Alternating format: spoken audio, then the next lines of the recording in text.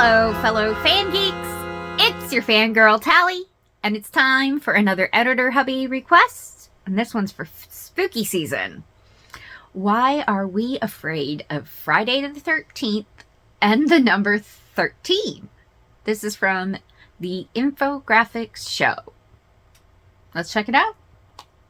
For centuries, we've been wary of the number 13. We've built office blocks and condominiums with 12th and 14th floors, but no 13th. And Winston Churchill, considered by many to be one of the most rational and pragmatic historical figures, refused to sit in the 13th row at the theater. Even some airlines, like Continental, Air France, and Ryanair, don't have a 13th row. We both fear and respect the number 13, but just what is triskaidekaphobia, the fear of the number 13, and where does it originate from? Today we'll find out. In this episode of the Infographics Show, why are we afraid of Friday the 13th and the number 13? First of all, we must consider the number 12 as the perfect number. The ancient Sumerians produced a numeral system based on the number 12 that we still enjoy today. Calendars have 12 months, the day is halved by two sets of 12, 12 is a whole, complete, perfectly divisible number. So why then is 13 so sinister? Is it just that 12 is so ideal that we must find something inherently bad in 13? As any theology student will tell you, there were 13 disciples at the Last Supper, and the 13th person to take his seat was probably Jesus, although some say it was the backstabbing Judas who took chair number 13.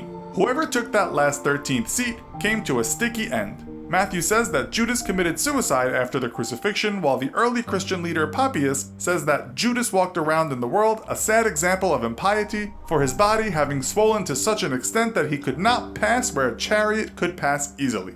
So Judas may well have grown to a size 13.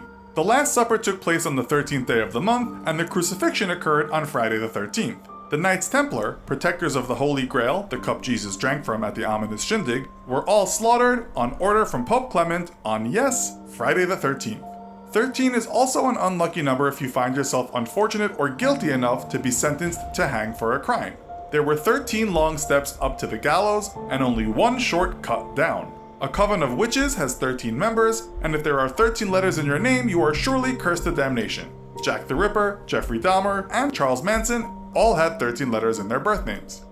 And it's not just on planet Earth that the number 13 is considered unlucky. Apollo 13, the 7th manned mission in the Apollo space program, was launched in 1970 from the Kennedy Space Center, but the lunar landing was aborted after an oxygen tank exploded, and the astronauts were lucky to return to Earth 6 days later with their lives intact. Even in space, the number 13 is the unluckiest number. In tarot, the 13th card in the deck is death. To draw the death card in the tarot doesn't mean that you will die straight away. Death in the tarot sense is more about change, rebirth, and creation. But if you do draw the death card on the 13th day of the month, and see a black cat crossing your path, and the moon is full, and you happen to be superstitious, you may potentially have an unlucky day. But you probably won't die, not that day anyway. But why is Friday considered the unlucky day? In biblical terms, Friday has had a checkered history.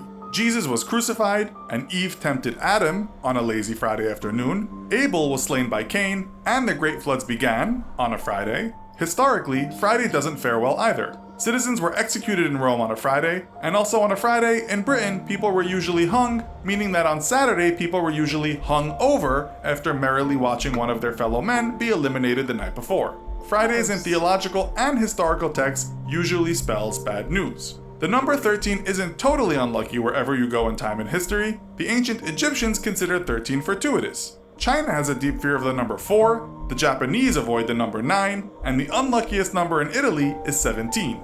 Indians have a deep distrust of 26, and in Bulgaria, the number 088, 888, 8888 is the one to be most terrified of all numbers following the acquisition of that jinxed phone number by a number of high-profile people who subsequently died according to urban myth. The former US flag had 13 red and white stripes and 13 stars representing the first 13 colonies that founded the country. Christopher Columbus landed on the Western Hemisphere on October 13th, although deliberately changed the official date to the 12th of October to avoid the scandal of a cursed landing. Sikh religion believes the number 13 is special. In Punjabi, 13 translates to yours, or I am yours, my lord, and is considered divinely lucky.